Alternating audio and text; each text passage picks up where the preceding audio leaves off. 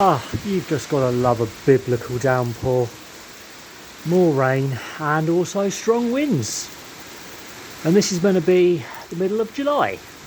Get weather like this in November.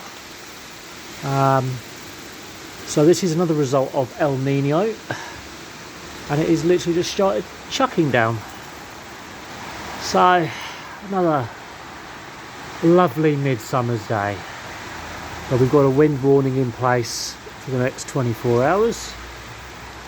And, well, rain like this on and off for the next 24 hours. So,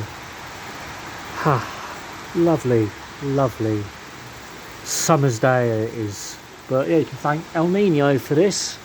And as I say, this time a year ago, we had the warmest days ever on record. We're about 20 degrees Celsius lower than that right now. Anyway, bye for now.